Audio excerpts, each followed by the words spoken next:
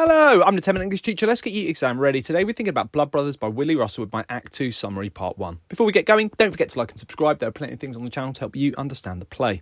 Okay, Blood Brothers, my Act 2 summary part 1. In front of you, you've got the key moments from the first half of Act 2. I'm going to walk you through them now. Now, Act 2 begins with the boys at 14 and they are both heading off to very contrasting schools. We've got Edward that is going off to a boarding school. He'll be home at half term. And we've got Mickey who's going on to a comprehensive school. So they're both living very different lives at this point. We then have the journey to school and Sammy pretends to be younger than he is to try and pay a cheaper fare. The bus driver is not having any of it, and then Sammy pulls out a knife and attempts to rob the driver. The driver pulls over and Sammy flees, but this is a big step towards him living a life of delinquency and crime. We then have the boys both getting in trouble at school. So we've got these contrasting little scenes where we've got Mickey who is answering his teacher back and getting into trouble, and we've got Edward who is suspended over a locket that he wears and will not give to a teacher. He then won't give it to his mother when she asks about it. He won't let her see it. We know that this is a locket with a picture of him and Mrs. Johnson, although he thinks it's a picture of Mickey and Mrs. Johnson that he's allowed to keep in order to remember Mickey. He won't let his mother see that and says, "Don't you have secrets?" to her. So there's a lovely bit of dramatic irony there. We understand that she does have secrets and Edward, of course, doesn't.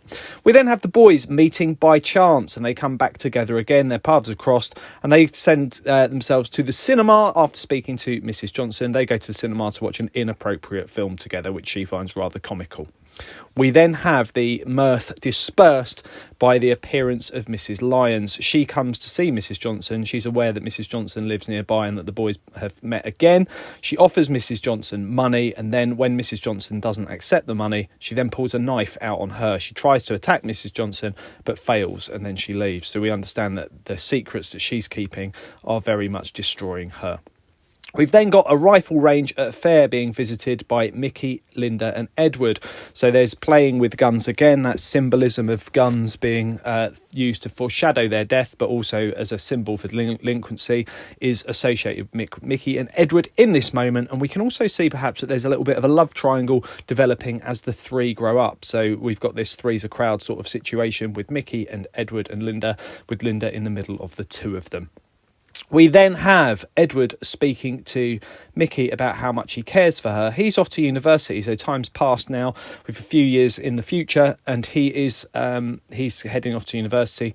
Mickey's been working overtime, and he talks about how much he cares for her. So we've got Edward declaring his feelings for Linda, and then at the end of this section of Act 2 we've got Mickey asking Linda to be his girlfriend and Edward's off to pack for university. So Linda in the end has picked Mickey. Okay, check out the other things on my channel. I'll continue to add content. Feel free to ask something you'd like to see me cover in the comments section. Don't forget to like and subscribe and share, and keep revising.